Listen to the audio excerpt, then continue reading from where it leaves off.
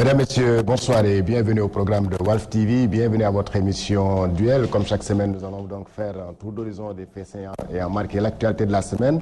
Au menu donc de cette édition, nous allons tout simplement nous focaliser sur le bilan du président de la République, 5 ans au pouvoir après. Alors, quel bilan retenir? Comme vous le savez donc, si le président Macky Sall avait tenu parole, s'il n'y avait pas ce fameux référendum-là, alors ce 25 mars, on aurait dû donc connaître le nouveau président de la République, sinon savoir si effectivement lui il allait remplir ou non, parce que tout simplement le second tour allait se dérouler ce dimanche donc 26 mars. Alors malheureusement ça n'a pas été le cas, mais nous sommes donc en train donc d'évaluer le président Macky Sall 5 ans après.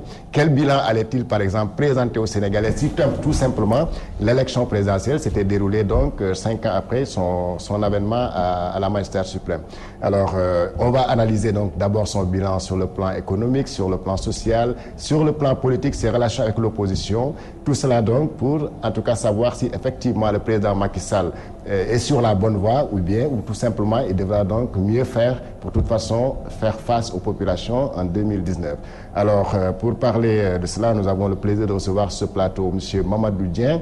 Il est le président du mouvement Arc-en-Ciel, membre du Manko Wattu Sénégal, mais effectivement membre aussi du Front patriotique pour la défense de la République. M. Dieng, bonsoir. Bonsoir, Georges. Avec vous sur ce plateau, nous avons aussi le plaisir de recevoir M. Habib Ndaw. Il est donc membre de la mouvance présidentielle, membre de Benno Bokk Yakaar, mais aussi membre fondateur de la coalition Les Républicains Doomu Réew Mi. M.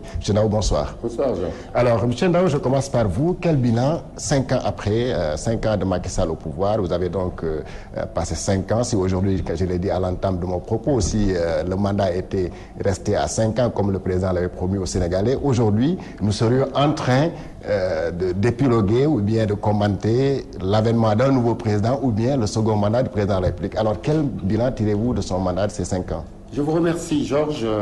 J'en profite pour souhaiter bon carême, étant donné que vous êtes de confession catholique. Merci. À tous les catholiques de notre pays. Et je salue les téléspectateurs qui nous regardent. Et je reviens au plateau saluer M.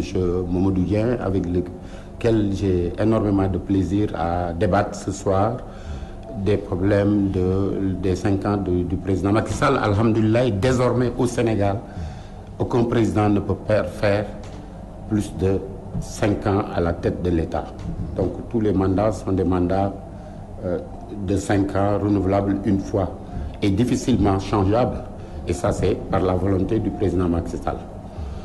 Maintenant, pour faire un bilan du président Macky Sall, il faut partir de 2012, date 25 mars à laquelle il a accédé à la magistrature suprême, en trouvant un pays où il y avait beaucoup de chantiers, mais où il y avait aussi beaucoup de ruines.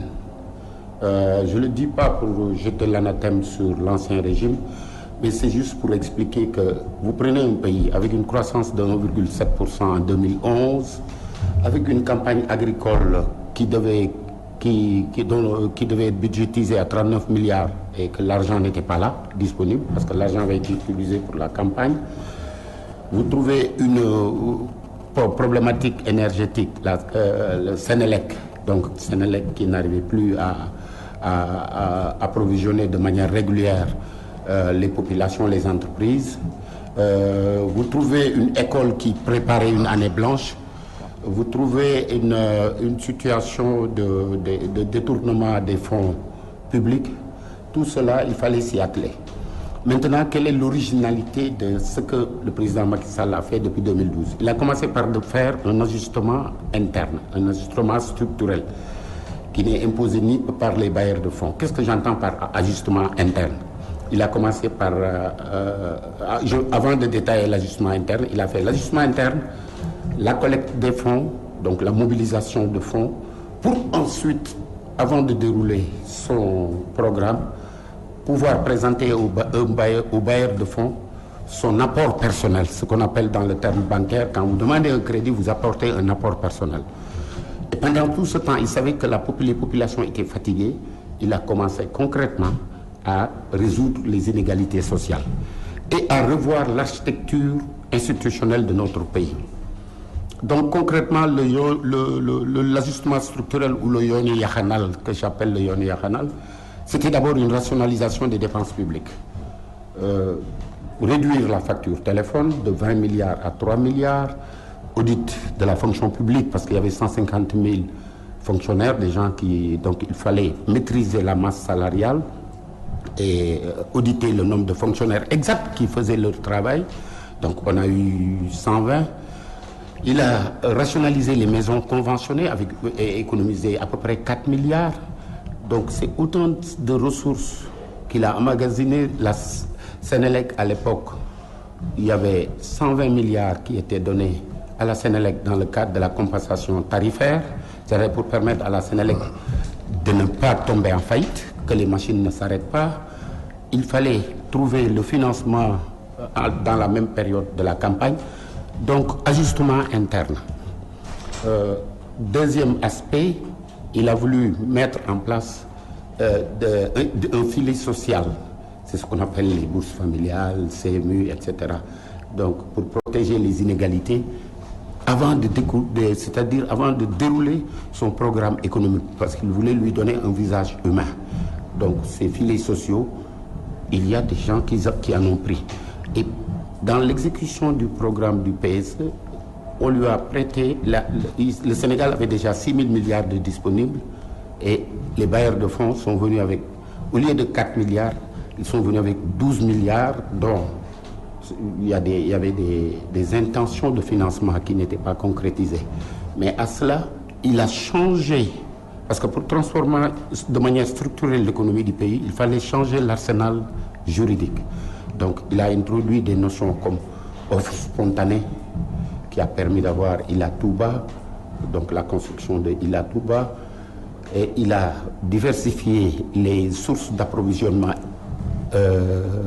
énergétique avec le lancement donc de la centrale de Sendou, avec le lancement des projets de photovoltaïque de Bokoul et de Johor, Mix Energy, et en même temps, il a ouvert les portes aux IPP, les Independent Power Producers, parce qu'on ne peut pas transformer l'économie d'un pays si on ne maîtrise pas l'énergie. Et il a demandé à ce que la Sénélec soit assainie sur le plan de la gestion interne. À cela s'ajoute la SAR. Il a relancé la SAR. Donc ça a permis à la SAR d'avoir une bouée de sauvetage et de reprendre, parce que la SAR était presque en faillite quand on venait. Et maintenant, le programme qu'on appelle Sénégal émergent qui commence en 2014. Et ce programme en 2014, d'abord les infrastructures, il fallait terminer, c'est ce qu'il était en train de faire, l'aéroport AIBD, parce qu'il y a une continuité de l'État. Il fallait continuer les autoroutes, c'est-à-dire qu'en 12 ans de l'ancien régime, là aussi je ne fais que constater, je ne suis pas en train de critiquer, parce que Abdoulaye Wade est un grand homme d'État, visionnaire et tout cela, mais celui qui l'a remplacé est aussi grand. Donc c'est pourquoi en 12 ans, eux ils ont fait 22 km d'autoroute, et d'ici fin 2017, on aura construit 224 km d'autoroute. Vous voyez, rien que Ila Touba, ça occupe. Maintenant, il met le train express, qui a été beaucoup critiqué. Mais ce train express régional ne s'arrête pas à Diamniadio. Ce train express régional, c'est le début d'un projet intégrateur qui va jusqu'au Mali. Et il faut savoir que ce projet de terre a été financé par la BAD, l'AFD et la BID. C'est-à-dire que ces trois organismes, c'est des organismes tellement sérieux que si le projet n'était pas viable ou bancable, il n'aurait pas vu le jour. Tout cela, pourquoi? Parce qu'on a eu une bonne signature. Pourquoi on a eu une bonne signature pour que ces emprunts arrivent? Parce que tout simplement, le président de la République a mis en place d'abord des organes de contrôle des deniers publics. Le président avait parlé d'impunité, les gens l'oublient. Donc, si cette impunité tombe sur quelqu'un, c'est que le président avait promis aux bailleurs de fonds, aux investisseurs, de mettre en place la CREI pour l'ancien régime, l'OFNAC pour le nouveau régime. On aura le temps de revenir sur ces aspects un peu spécifiques. Alors, il a présenté un bilan assez élogieux, M. Dieng. Alors, vous le voyez comme ça, les 5 ans du président Macky Sall, de façon globale? Bon, je vous remercie. Je vous salue d'abord. Je salue le patron de la maison, M. Sidley Mounias. Je le remercie parce qu'il rend un grand service à la démocratie. Parce que chaque fois que en tout cas, l'opposition a besoin de s'exprimer, nous trouvons un écho favorable dans ce support médiatique. Je salue mon contradicteur, M. Ndao. Vous me permettrez également de saluer un jeune frère et lui souhaiter un bon carême chrétien. Il s'appelle Simon Diouf, il est de Morolan. Je leur passe un bonjour, un petit coucou. Et je pense que si Morolan, par exemple, entend M. Ndao, ils seront étonnés parce que là-bas, c'est la famille et la disette. On a entendu ce matin, tout le village, ils ont dit que les greniers sont vides, il n'y a plus quasiment rien à manger, ils sont dans une situation désastreuse. Donc, entendre M. Ndao parler de ce bilan si élogié, certainement, il doit se demander s'il ne s'est pas trompé de pays. Vous avez rappelé tout à l'heure que le président Macky Sall avait promis de faire 5 ans. 5 ans, il ne l'a pas respecté. Vous savez, nous, on est du Cayor, hein? Donc nous, la parole donnée, hein, chaque fois qu'on donne la parole, on tape, ça on respecte, c'est du béton. On n'a pas besoin d'écrire. Ça, c'est le sang des Cayoriens. Mais malheureusement, pour le président Macky Sall, la parole, ça n'a pas la même valeur qu'en tout cas, moi, dans le milieu où j'ai été formaté. Il a trouvé des artifices pour revenir dessus. Les gens l'appellent le fameux Wahwahet. Je crois qu'il faut quand même le constater. Alors, pour revenir sur la situation du pays, tout le monde sait que ça ne marche pas. Le pays est bloqué. Les affaires, vous faites un petit sondage au niveau des cabinets des notaires, vous voyez que quasiment, il y a plus de sociétés qui vont en faillite que de sociétés qui se créent. Parce que l'environnement économique n'est pas favorable. Cela est dû aux options politiques de base. Les options politiques de base, et cet environnement, souvent, ils ont dit tout à l'heure qu'en venant en 2012, qu'ils n'ont rien trouvé dans les caisses. Tout le monde sait que ça c'est un mensonge, et même un gros mensonge d'État. C'est même insulter les inspecteurs du Trésor que de dire que nous avons pris l'argent pour faire la campagne. Ça, il faut arrêter ça. Ce pays est organisé. Les budgets, il y a des postes budgétaires. Les mobilisations de fonds se font, pour me répéter, tous les mois. Il y a peut-être les salaires qui sont mobilisés par trimestre. Mais les fonctionnements, c'est au moins le mois. Moi, dans mes fonctions, je connais trop bien les couloirs du trésor public parce que chaque mois, il faut aller faire la queue devant le payeur pour avoir le chèque pour assurer le fonctionnement des différentes institutions d'État. Donc, le fait de dire aux Sénégalais que les caisses sont vides, les gens il faut que les gens l'arrêtent parce que c'est comme si ces fonctionnaires du Trésor ne font pas... C'est un langage qu'il faut arrêter. Alors, vous avez trouvé un pays en ordre. La passation de service s'est faite dans les règles de l'art. L'armée nationale était bien présente. Les forces de sécurité étaient bien présentes. La diplomatie, tout marchait comme sur des roulettes. C'est ça qu'on vous avait reçu un pays entier, intact, en 2012. Le problème, c'est de savoir en temps qu'est-ce que vous en avez fait. Ce qu'ils en ont fait en 5 ans. Ce qu'ils en ont fait en 5 ans. Si on voit secteur par secteur, l'éducation, tout le monde sait que ça ne marche pas. C'est des grèves, parce que les promesses... Là, il dit qu'ils avaient hérité le pays alors que l'école était au bord d'une année. Non, sous le régime de Abdoulaye Wade, et les enseignants le disent d'ailleurs, ils n'ont jamais été mieux traités que sous le régime de Wade. Ça, ils le disent tout le temps. Mais enfin, le régime de Wade, c'est fini. Ça s'est arrêté en 2012. On parle d'eux. Qu'est-ce qu'on fait de ce pays pendant 5 ans? Tout le monde sait que l'éducation a de gros problèmes, ça ne marche pas. Il suffit d'aller à l'université. D'ailleurs, je pense que le président a un peu goûté quand il a voulu aller parader à l'université de Dakar. Je pense que ça s'est un peu mal passé. Bon, pour avoir un échantillon. Vous prenez le cas de la santé, le scandale des appareils de radiothérapie. Nos cancéreux sont obligés maintenant d'aller se faire soigner au Maroc. C'est des grèves tous les jours. des débrayages, donc de la santé, tout le monde, personne ne peut dire que ça marche. La situation agricole, je n'en parle pas. Déjà, on a un échantillon de la famine s'est installée dans le pays. C'est public. Alors, donc...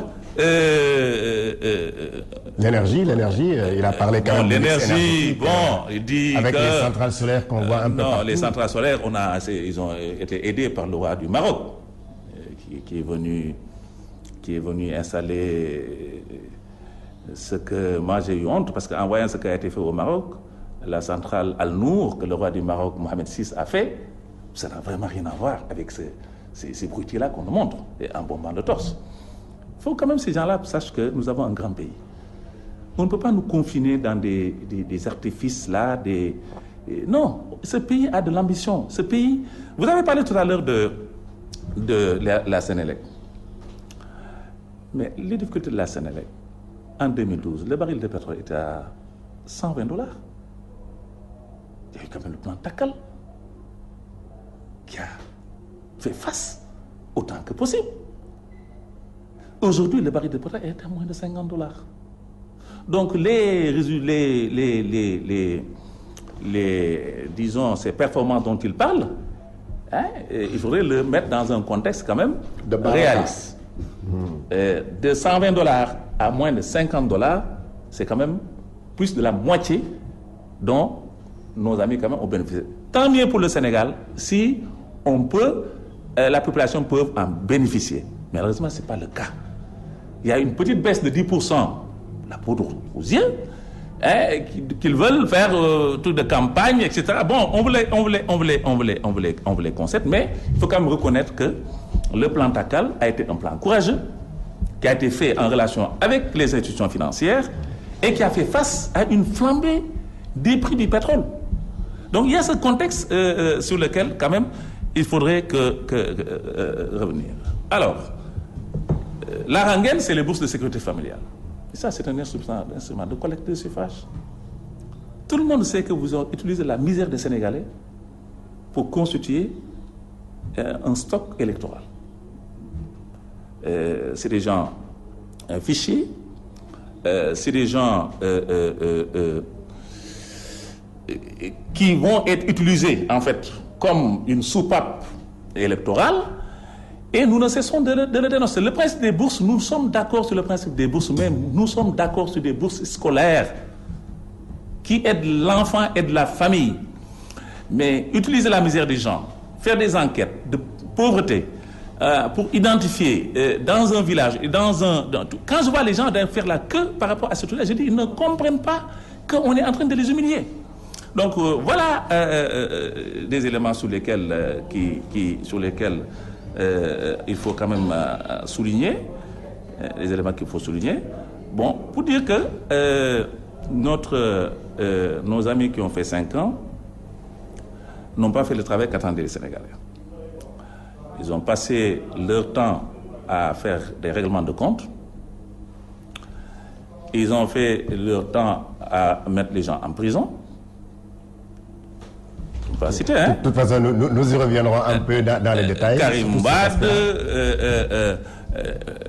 on peut en citer, hein. Il y en a au moins une 50aine de personnes que vous avez mis en prison en l'espace de 5 ans. Nous allons y revenir tout à l'heure sur et ça sur ce crée bilan-là. une atmosphère de suspicion, une atmosphère de combat permanent, qui fait que ces gens-là n'ont pas travaillé. Vous avez passé 5 ans à mettre les gens en prison et c'est ça, nous, essentiellement, ce qu'on vous reproche. Alors, je vais revenir sur le train express régional qui va nous coûter 541 milliards de francs CFA pour faire 56 km. Alors que le Nigeria, avec la technologie chinoise, va faire Kaduna-Lagos près de 200 km sur le même montant. Ça, c'est un scandale. C'est un scandale. Et là, nous avons demandé compte. Parce que cette façon de donner tout aux Français, que ce soit le pétrole qu'on vient de découvrir au Sénégal, vous avez donné ça à Total. Que ce soit quasiment le port autonome de Dakar, c'est l'affaire actuellement de M. Vincent Bolloré. Que ce soit actuellement le projet du train express régional, également, vous avez donné ça à la technologie française qui nous coûte des yeux et de la tête. Donc, si vous nous dites que ce pays-là marche, M. Ndao, voilà, j'attends que vous me donnez plus d'explications. Plus d'explications. Alors, M. Ndao, comme il a dit, vous avez présenté un bilan assez élogieux. Lui, il a présenté le sien de ce que vous avez fait de toute façon. Vous avez parlé, un peu, on a l'impression qu'au niveau de la moisse présidentielle, quand on parle du bilan du président de la République, vous mettez en avant les bourses familiales, vous mettez en avant la couverture maladie universelle, alors qu'un rapport de l'ANSD prouve que 56% de la population vit toujours dans la pauvreté. Oui, mais justement, moi, je ne fais pas partie de ceux qui présentent les bourses familiales et la couverture maladie universelle comme résultat probant durant les 5 ans. Les 5 ans du président Macky Sall. Du président Macky Sall. Les gouvernements successifs ont travaillé sur beaucoup d'autres leviers, beaucoup plus importants, comme l'énergie. Je vous ai dit que l'énergie est fondamentale. Vous ne pouvez pas transformer un pays si vous ne maîtrisez pas l'énergie. Et quand on dit l'énergie, il n'y a pas que l'électricité. Le prix du gaz n'a jamais augmenté sous le président Macky Sall. Le prix de l'électricité n'a jamais augmenté sous le président Macky Sall. Le prix du pétrole à la pompe n'a jamais augmenté sous le président. Que dites-vous du baril du pétrole qui a baissé par rapport au taux qu'il était en 2012? Les évolutions erratiques du baril, et ça fait partie de la gestion, c'est-à-dire que l'État doit gérer ça en fonction des montées et des descentes du cours. Mais on ne peut pas dire que c'est parce que le baril a baissé que le président Macky Sall a baissé le pétrole. Non, parce qu'il y a des arbitrages à faire. Les montées et les baisses du prix du pétrole, l'administration qui est en charge du pays gère cela selon certains équilibres à préserver. Parce que pendant ce temps, les gens ne se demandent pas comment il a fait pour financer la couverture maladie universelle et les bourses familiales. C'est par une rationalisation des dépenses publiques. Ça a été financé pas sur emprunt, ça a été financé sur fonds propres. Mais je vais répondre à un certain nombre d'interrogations qu'il a posées d'ailleurs, qui sont pertinentes, mais qui sont loin de la réalité. Parce que les sociétés en faillite, c'est que l'ancien régime, on vous donne un marché, vous ouvrez une société. Une fois que vous avez exécuté ce marché, vous laissez tomber cette société. J'étais en réunion avec le président de la Chambre de commerce avant-hier. Donc c'est ça qui a fait une disparition. Quel président de la Chambre de commerce du Sénégal, Doudou Thiam, président de la Chambre de commerce par intérim, celui qui a remplacé. Ah, il est par intérim. Oui, il est par intérim. Mais c'est pour vous faire plaisir. Oui, attends. Non, oui, c'est peut-être vrai, mais la déclaration de Wade, c'est Wade qui avait dit, mais écoutez, si vous ne m'élisez pas, on ne paiera pas les salaires.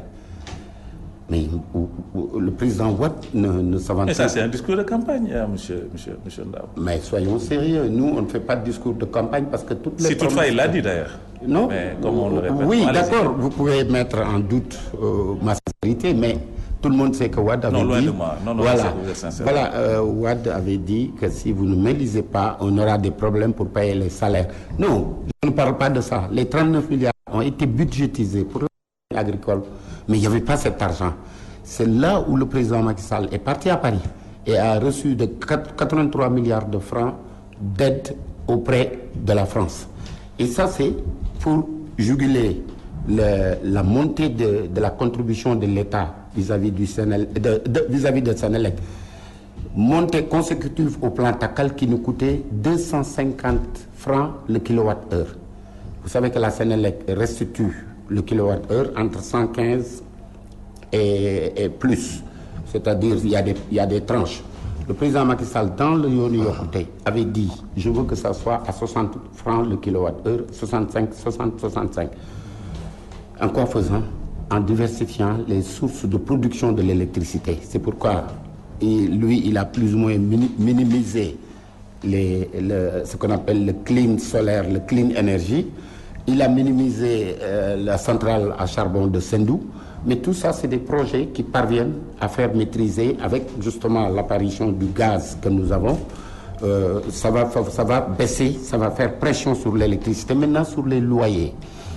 Il a essayé une première loi pour la baisse des loyers, ça a créé beaucoup de problèmes entre bailleurs et logeurs, mais il ne s'est pas arrêté en si bon chemin. Pour vous montrer les efforts surhumains que fait le président dans la résolution des problèmes des inégalités sociales, il a construit une nouvelle ville, Diamniadio, avec des logements sociaux, avec des conditionnalités draconiennes pour les constructeurs.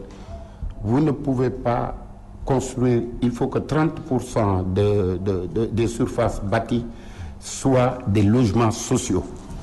Quand bien même vous avez amené l'investissement, on vous cède le terrain à un prix modique et vous êtes protégé pour assurer au moins que 30% des logements construits à Diamniadio, ça c'était pour faire une pression sur l'offre, pour faire baisser les prix des loyers. Mais les prix des loyers, cette baisse-là n'a pas été suivie d'effet. Oui, je vous dis, c'est une concurrence, c'est plusieurs mesures. C'est-à-dire, légiférer, lui-même, il sait que légiférer ne résout pas le problème. C'est comme le problème du riz. Temporairement, il a tout fait pour maîtriser les denrées de première nécessité à un niveau bas. Mais cependant, corrélativement, il a développé au niveau du nord, au niveau de la partie nord du Sénégal, une culture, une autosuffisance alimentaire en riz. Je ne parle pas de sécurité. Tous les anciens régimes depuis 1960 veillaient à la sécurité alimentaire. Le président Macky Sall dit non, je dépasse la sécurité alimentaire. Je veux qu'on ait l'autosuffisance alimentaire en riz principalement. En quoi faisant? En diversifiant les modes de culture. Au lieu qu'on ait une seule culture annuelle, il y a une culture pluviale, une culture fluviale et une culture irriguée. Augmentation du suffrage emblavé. Les paysans du Nord, ils ont vu leurs dettes vis-à-vis du crédit agricole. Leurs dettes ont été épongées. Le président de la République a épongé les dettes des producteurs de riz pour leur permettre de sauter et de l'aider à atteindre l'autosuffisance alimentaire en riz. Oui. Développer les plans de l'Anambé au niveau du riz. Maintenant, pour continuer, ça c'est au niveau agricole. Nous n'avons pas terminé en si bon chemin, c'est-à-dire qu'il légifère et il prend d'autres mesures. Il a un plan A, B, C pour toute solution. Comme je vous l'ai dit tout à l'heure, pour les Sénégalais qui nous écoutent, su fekkee ne vous gisu leen seen bopp ci 5 ans yi, ne votez pas pour nous. Je défie quiconque. Il n'y a pas un Sénégalais qui n'a pas été touché par les mesures qui ont été prises depuis 2012 par les gouvernements successifs. Ah oui? Si vous êtes salarié, le renoncement fiscal que l'État du Sénégal a fait, 44 milliards, a augmenté votre pouvoir d'achat. Si vous êtes consommateur, les denrées de première nécessité sont maîtrisées à un niveau tel que l'inflation est presque... Dans ce cas, pourquoi les gens vont en grève aussi? Voilà, j'allais vous dire, hier on a entendu par exemple le porte-parole du gouvernement, ministre porte-parole Seydou Gueye, parlant de ce bilan, dire que 234 360 emplois ont été créés. Oui, ça c'est insulter les jeunes. Parce qu'ils n'ont connu que le chômage de masse. Depuis quand? Je vous dis, les jeunes, leur parler de ce chiffre, c'est à la limite leur manque de respect. Pourquoi? Parce qu'il y a un chômage endémique au niveau des jeunes, surtout les jeunes diplômés. Même un stage, tu ne peux pas en trouver. Parce que l'économie est plombée. Ce qu'il dit là, il a dit, hein, si vous ne voulez pas voter, on ne votera pas pour vous. Ça, c'est un autre débat. Pour le moment, je vous donne le cas des loyers. Hein? Ça, c'est vraiment... C'est la cupidité, c'est de l'arnaque. Quoi, la baisse venir du voir, loyer? mais l'État, quand l'État joue sur les loyers, mais l'État joue sur le fisc, l'État joue sur l'offre d'emploi, de logement. En donnant à la SICAP les moyens de produire 2 000, 3 000, 4 000 logements déversés dans le parc. Ou l'OHLM, 2 000, 3 000 logements déversés dans le parc. C'est ça qui fait baisser, par le jeu de l'offre et de la demande, de baisser les loyers. Mais se réveiller un bon matin et dire, Monsieur Ndao, vous, votre loyer, vous allez baisser de 25%, comme ça, c'est du adou-calpé. On ne peut pas faire comme ça sur le bien d'autrui. L'État peut jouer sur les taxes. Il peut taxer les loyers. Il en a le droit. Mais dire que, Monsieur Ndao, votre loyer, vous allez le baisser de 25%, c'est du adou-calpé. Ensuite, c'est irréaliste. C'est la méconnaissance. Malheureusement, mon ami et frère, le professeur Iba Der Thiam, s'est fait embarquer avec Momar Ndao dans cette histoire, parce que ce gars-là défend tout sauf les consommateurs. Chaque régime qui vient, il se débrouille pour avoir un poste, soit au Conseil économique et social, pour gagner de gros salaires et des voitures. Il défend sa propre poche. Malheureusement, le professeur Iba Der Thiam s'est fait embarquer dans cette histoire. Les loyers, moi je vous dis, j'habite les HLM. Avec la paupérisation, la situation de pauvreté absolue, il y a des familles, cette loi-là a créé énormément de problèmes. Parce que les gens se sont débrouillés parfois pour rester dans une chambre ou deux. De prendre une chambre, de l'agrandir, de mettre des toilettes là-dedans et de louer à 40 000, 50 000 francs pour faire face aux frais de scolarité, pour faire face aux factures d'eau et d'électricité. En baissant les loyers, c'est autant de manque à gagner pour ces familles-là, premièrement. Deuxièmement, ils ont créé des problèmes entre bailleurs et locataires. Surtout. Les gens m'entendent. Parfois, il y a des locataires avec votre situation là. Au lieu de travailler, vous passez votre temps à mettre tout le monde en prison. Bon, je vous dis, Karim Wade, le médecin Victor Manga, Moïse Tampero, Omar Sarr, Abdou Aziz Diop et consorts, Samuel Sarr, Khadim Ba. En 5 ans, hein, c'est pas fini. Le propre maître Amadou Sall, Aïda Ndiong, on lui a fait un Adou Kalpé, Aïda Rassila. Ils ont mis tout le monde en prison. Sauf vous. Et pourquoi vous n'êtes pas en prison? Ils sont en prison.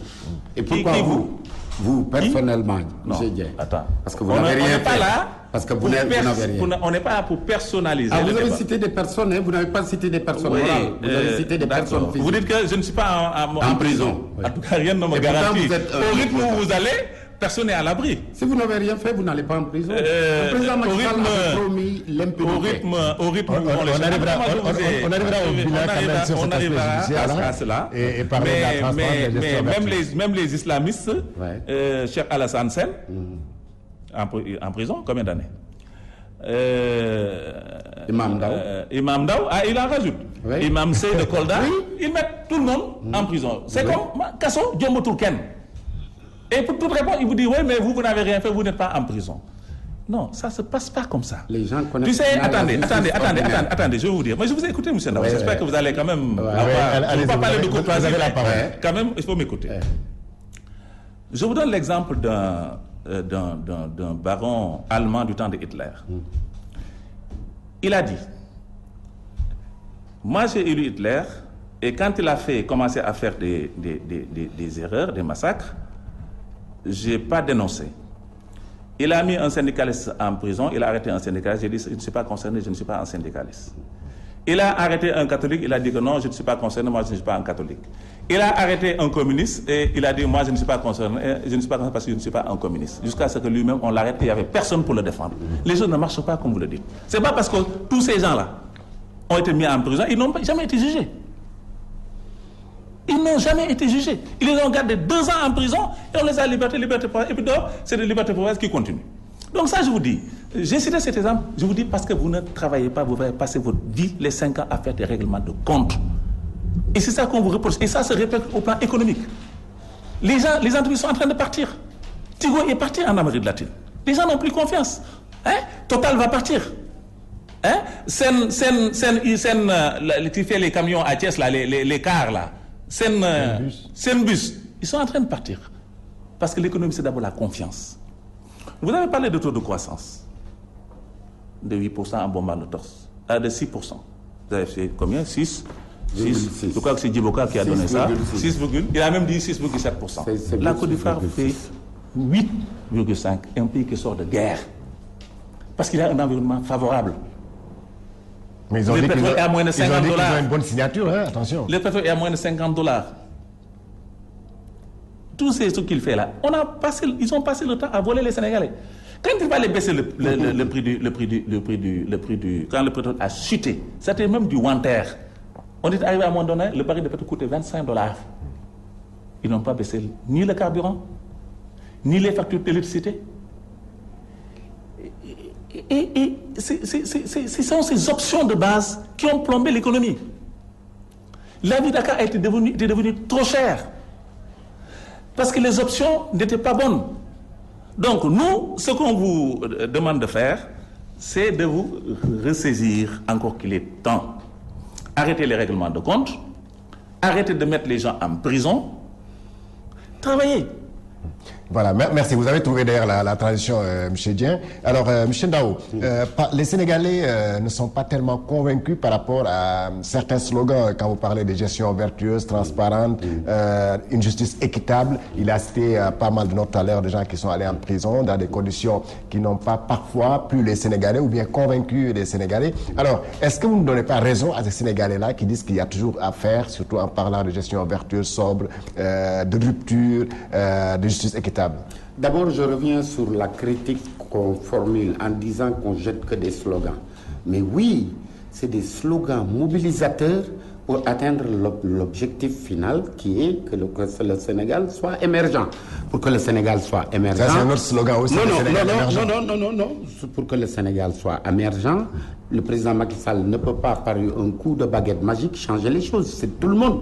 C'est pourquoi, quand j'entends l'opposition dire « oui, c'est des slogans », oui, il faut des slogans mobilisateurs. Pour vous dire quoi? Les slogans qui sont jetés, gestion vertueuse, sobre, vertueuse, transparente, justice équitable. Il n'y a pas que ça. Le président a dit administration de développement et non administration de commandement. Il veut que les mentalités changent. Quand il pose le débat, il pose un débat. Mais vous allez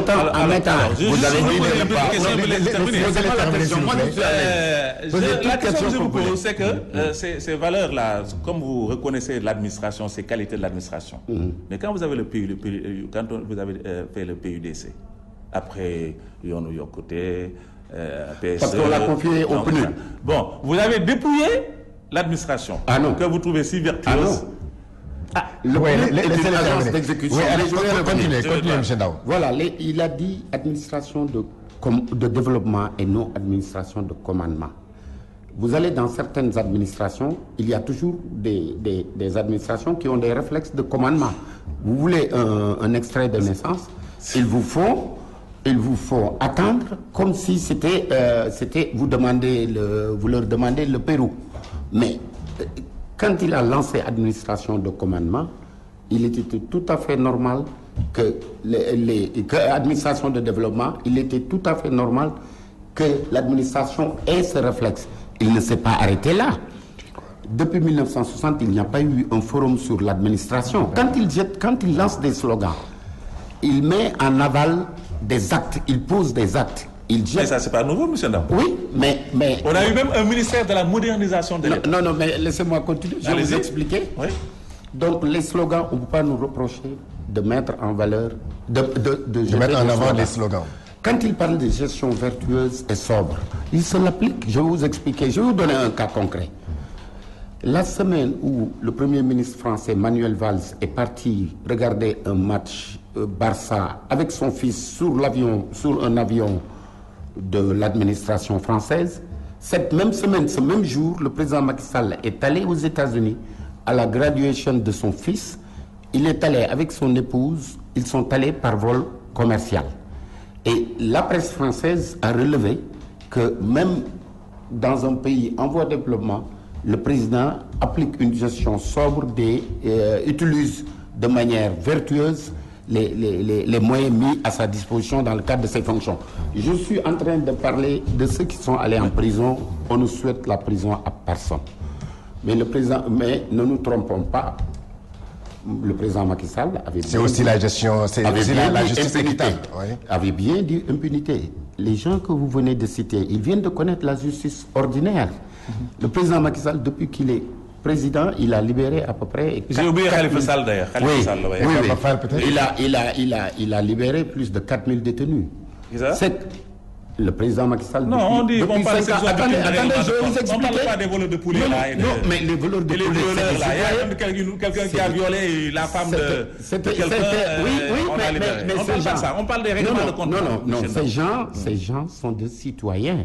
On n'en parle pas. C'est que quand quelqu'un qui est mis en examen est une célébrité, les gens ont tendance à y mettre une relation de cause à effet. Mais ce n'est pas tous ces gens-là qui sont des hommes politiques. Tous ceux que vous avez cités ne sont pas des concurrents ou des hommes politiques pour être... Oui, donc oui, le problème. Je vais terminer... Le problème, c'est qu'on a libéré des violeurs. Je vais vous donner la parole tout à l'heure. Je vais terminer sur cela. Premier constat, il n'y a pas eu de baisse, il n'y a pas eu de hausse sous le régime Macky Sall, de quelque nature que ça soit gaz. Attendez, le riz est à 15 000 francs le sac. Hein? Non, mais écoutez. J'ai demandé ce matin avant de venir. Tous les problèmes qu'il pose, il n'a pas une seule solution, il en a plusieurs. Vous avez parlé de la radiothérapie, c'est réglé parce que à toute chose, malheur est bon. On a eu une panne qui est là depuis Mathusalem et maintenant il y a 4 radiothérapies qui sont en chantier. C'est une excellente chose. C'est le Maroc qui nous a donné ça, oui, mais même si ça vient du ciel, mais c'est un don de Dieu, même si ça vient du ciel. Donc le président Macky Sall, dès qu'il y a, il affronte les problèmes. Et les problèmes ne sont pas des alibis chez lui, c'est des épreuves à surmonter. Même l'évolution actuelle de la démocratie, lui, il assume et il essaie de les surmonter. C'est mal le connaître que de dire que oui, il a donné aux Français toutes les relations qu'il tisse, aussi bien au niveau international ou au niveau interne ou dans les relations internationales, c'est dans la résolution de l'inégalité entre les citoyens. Sa préoccupation, ce n'est pas les syndicats, sa préoccupation, ce n'est pas l'opposition, c'est les inégalités sociales, comment les faire, comment les ramasser. Dans le cadre de l'exécution des programmes, Promoville, les cités religieuses ont été transformées. Dans le cadre de, par exemple, le PUDC, mais allez, il y a 13 000 villages. Combien de villages ont été électrifiés? Je ne vais pas avancer des chiffres et des nombres. Mais ce qu'on repose au PUDC, c'est de dépouiller une administration et des agences compétentes. L'agence PNUD est une agence d'exécution. Qui prend des privés, leurs militants. Les DG là, c'est les militants. Vous parlez de Diamniadio, mais je vous ai écouté, c'est un débat. Non, c'est pas grave. Mais Diamniadio est audité. Parce que vous avez pris des terres, vous avez donné à des particuliers, à des gens. C'est vos mbok là, les vous avez donné ça à vos parents. Tout sera audité. Est-ce que vous avez la preuve de ce que vous dites? On va auditer. C'est-à-dire que lui, on les entend. Monsieur Georges Nesta, lui, il confond audit et sanction. Non. Tout est audité parce que nous, on a une politique de suivi. Il me pose la question. Je n'ai pas parlé de sanctions parce que je pas.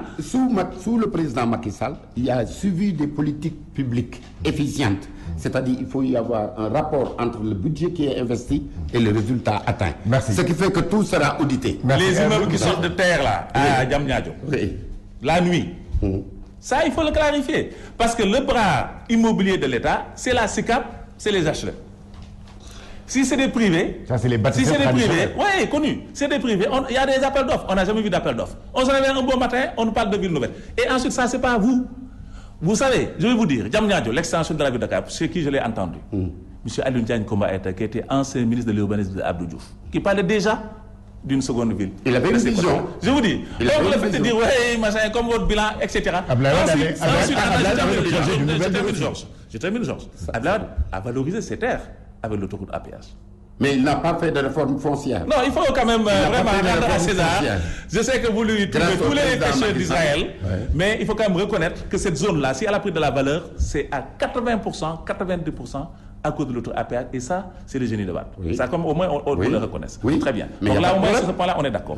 Alors, ce qui reste à faire, c'est de clarifier la situation foncière de Diamniadio. Parce qu'on va vous auditer, hein. Mais avant cela, je voulais vous répondre sur votre interrogation concernant le TR. Le TR dont vous parlez. Les 540 milliards là. Oui, en comparant le prix avec le Nigeria. Je vais vous expliquer, quand vous faites... Je ne suis pas en train de faire des explications politiciennes, mais techniques. D'accord. Vous savez que le coût d'une construction de train à Dakar peut ne pas être le même à Ziguinchor, où il pleut beaucoup plus. Ne serait-ce que les études ne sont pas les mêmes, d'impact environnemental ne sont pas les mêmes. Donc ça va avoir une incidence sur les coûts. Ça, tout le monde le sait, c'est un b.a.-ba de management de projet. Bon, peut-être vous l'ignorez parce que vous étiez au Sénat. Mais moi, je suis au cadre technique en finance. Très bien, les études de projet, c'est mon domaine. Vous êtes à l'aise, donc très bien. Vous savez je vous dis, vous vous trompez d'interlocuteur. Allez-y, je vous écoute. Non, c'était juste pour montrer que le coût du kilomètre peut coûter sur Kaduna, compte tenu de la disponibilité de la matière première aussi. Tout ça, c'est autant de facteurs qui influent sur le coût de revient, sur le prix de revient de la construction. Ces gens-là... Et le président Macky Sall gagne avec cette terre. Ça a été financé par des organismes rigoureux qui regardent d'abord la faisabilité du projet, l'impact du projet sur l'environnemental et la bancabilité du projet. Et ce projet n'était pas bancable. Ça, c'est de la théorie. Non, je réponds sur ça. Ça, c'est de la... Non. Vous parlez trop de Diamniadio. Le centre de Diamniadio, d'ailleurs, le CICAD, là, qu'il a donné à Abdou Diouf, là. Ensuite, vous parlez de l'avion qui le président est parti, machin. Bon, l'hélicoptère, là, Abdou Diouf qui se promène, il n'est plus président. Il refusait l'avion à Senghor. Il faut qu'il ait la courtoisie de ne pas prendre notre hélicoptère. Mais le président Macky n'est pas... Tout le monde sait qu'il a rendu la vie impossible à Senghor. Il n'a jamais voulu lui prêter la plaine, les Allemands. Il est actuel, parce que c'est vous qui parlez d'avion. Je dis, Abdou Diouf doit arrêter d'utiliser notre hélicoptère. S'il va à Touba, il n'a qu'à se former dans la masse et prendre les voitures comme tout le monde. Il n'est plus chef d'État. On le voit aussi aller se prélasser à, comment il s'appelle, Popenguine, là. Il n'a pas droit. Non, je vous dis. Alors, le centre Abdou Diouf, c'est pourquoi je prononçais son nom et je suis venu prononcer ça. Il n'a jamais mis les pieds à Touba. Depuis quand il n'a pas parti à Touba, il prend l'hélicoptère là dans les hélicoptères, tout ça. C'est la gestion vertueuse et machin, votre gestion vertueuse là. Il ne faut pas qu'il gaspille. Le président Abdou Diouf n'est plus président. Il a le temps. Il a le statut d'ancien président quand même. Oui, mais ça ne veut pas partir. Ils ont augmenté les salaires pour lui faire plaisir. Je ne sais pas de quel rôle il a joué dans l'élection de M. Macky Sall. Il faut c'est les Sénégalais qui ont élu le président Macky Sall. Ses gentils, ses amitiés. S'il avait un rôle à jouer, il n'allait pas quitter le pouvoir. Il n'a rien fait pour lui. Ni quand il est étudiant, ni quand il est premier. C'est Abdoulaye Wade qui l'a aidé. Voilà, donc quand on voit ces amitiés brusques, c'est du suspect. Alors moi je parlais du centre de Diamniadio, que donner aux Turcs. Comme nous, on n'a pas d'ingénieurs, on n'a pas de constructeurs. Ça veut dire quoi ça? Vous prenez le train là, vous donnez 540 et quelques milliards aux Français. Vous venez nous raconter ici des histoires. Mais on aurait pu faire Saint-Louis l'expertise locale. Moi j'étais lundi à Saint-Louis. Tu sais là où le rail passe à Saint-Louis là, vers Sort là, à la gare. Actuellement, c'est des maisons qui sont sur les rails. Donc ces gens-là, c'est sûr qu'ils ne pensent même plus au train. Alors, les gens passent, c'est la route avec les accidents. Ce matin, on s'est tous fait coincer comment il s'appelle, au front de terre là, parce qu'il y a les policiers. Je demandais à quelqu'un, il me dit, je suis un fonctionnaire du ministère de l'équipement. Il y a tout le temps, parce que je dis, mais qu'est-ce qui se passe? Il me dit, parce qu'il y a trop d'accidents. Mais il faut le rail. Vous ne pouvez pas prendre 540 milliards et le faire sur 56 km et me l'expliquer. Vous n'êtes pas plus instruit que les Sénégalais. Je dis ça, c'est une faute lourde. C'est votre appréciation. Le Nigeria, qui est quand même un pays organisé. Moi, j'ai fait le Nigeria. De grands hommes, des gens de valeur. Ils vont faire 200 km avec les 540 milliards de francs CFA. Nous faisons 56 km comme les Sénégalais sont de petits génies. Ça, cette prétention-là aussi, Ndao, vraiment, il faut aussi qu'on l'arrête. Il faut qu'on revienne à une dimension humaine. C'est inacceptable. Aucun Sénégalais ne peut cautionner qu'on prenne 540 milliards pour faire 56 km de rail. Oui. C'est un scandale. Mais ça va décongestionner un peu Dakar parce que vous êtes en train de plaindre plus que décongestionner. Les 585 km, le président Macky Sall a un projet intégrateur. C'est pas uniquement Dakar AIBD. C'est pas uniquement Dakar, Diamniadio, AIBD, non. AIBD, Diamniadio, non. C'est quoi? C'est jusqu'à Bamako. C'est la première c'est pas partie. Le projet qu'on nous a présenté. Non, si c'est jusqu'à Bamako, c'est bon? Je vais vous expliquer. Ça, c'est l'intégration africaine.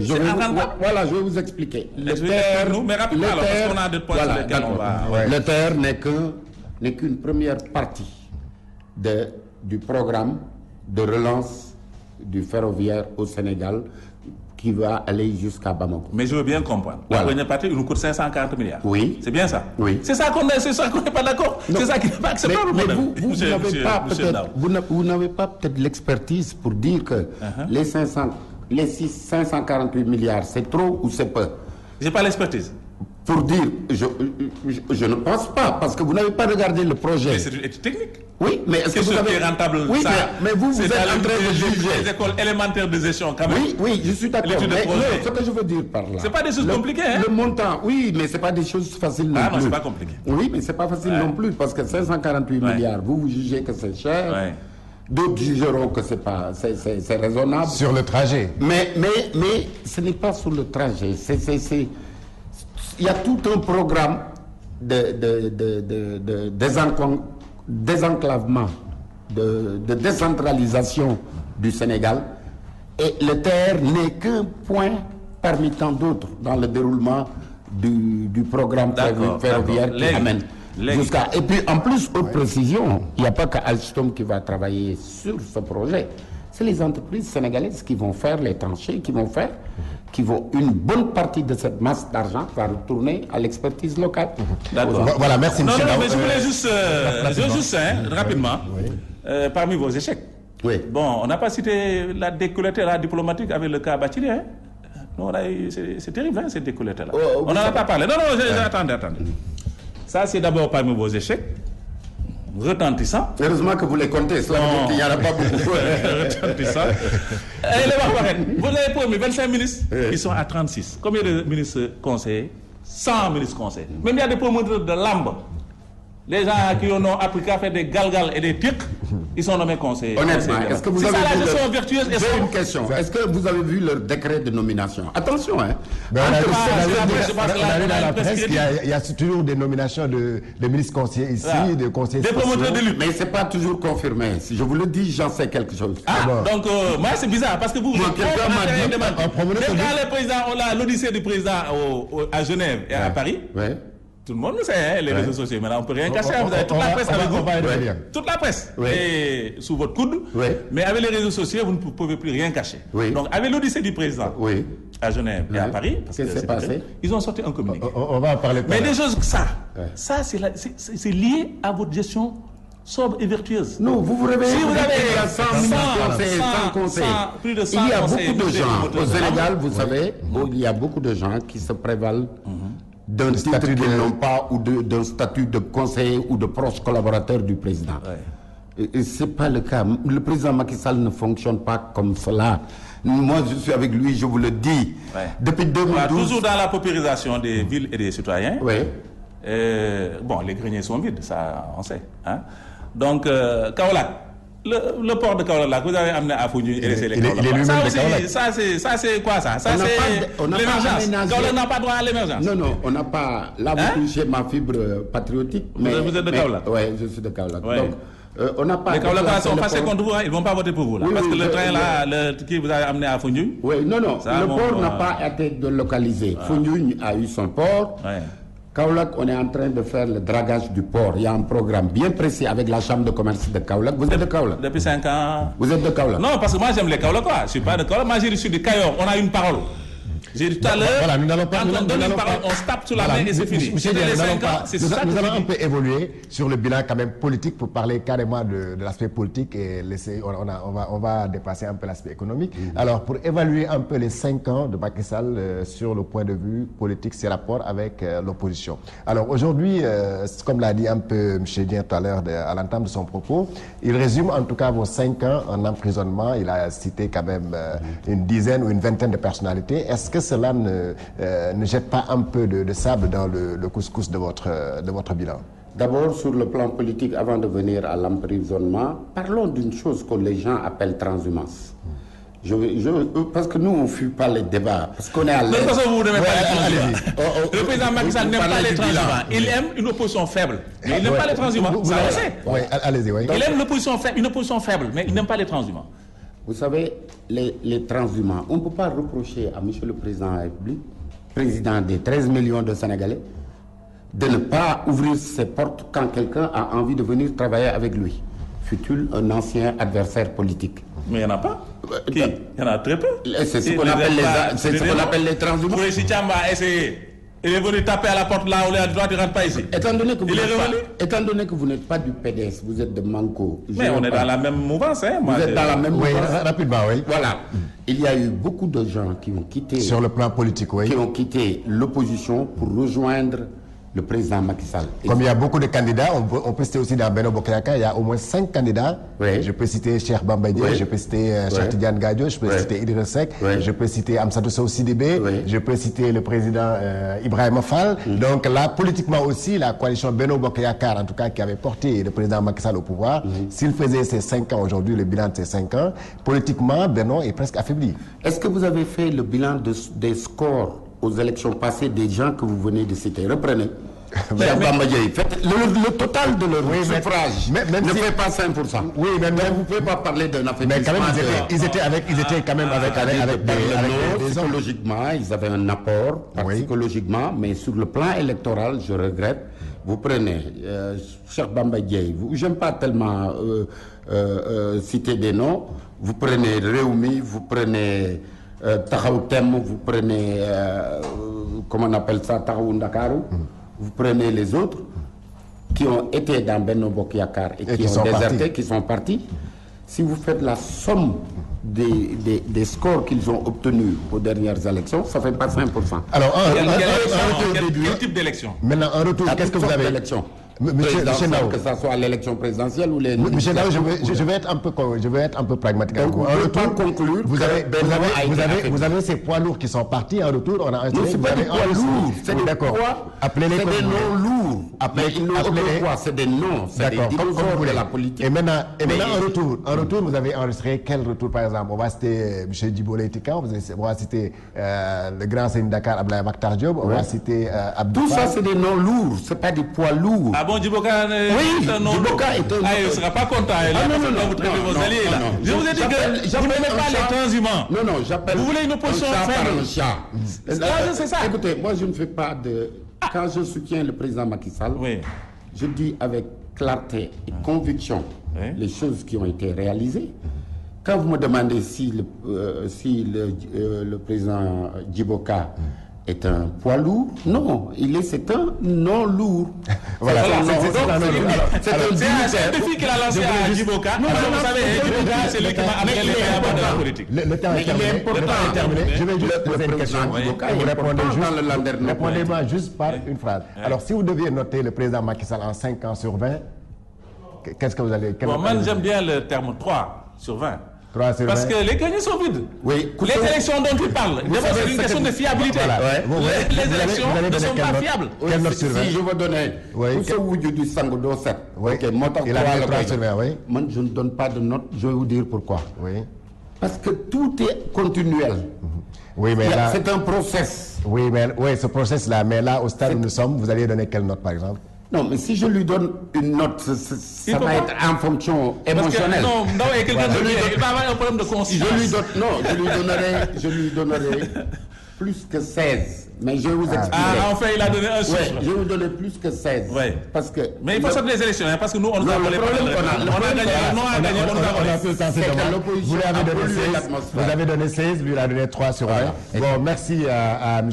Mamadou Dieng. Je rappelle qu'il est le président du mouvement Arc-en-Ciel, membre de Mankouatou Sénégal et du Front patriotique pour la défense de la République, ancien trésorier du Sénat et de l'Assemblée nationale. Merci à M. Habib Ndaw. Il est membre de la mouvance présidentielle Benno Bokk Yakaar et les Républicains, nouveau directeur de, vous appelez ça comment, observateur de la qualité des services financiers. Une nouvelle direction. Merci à l'équipe technique, Cheikh Tidiane Diop, Cheikh Tidiane Ndiaye. Merci à vous, chers téléspectateurs. Passez une excellente soirée, une excellente semaine avec les programmes de WALF TV.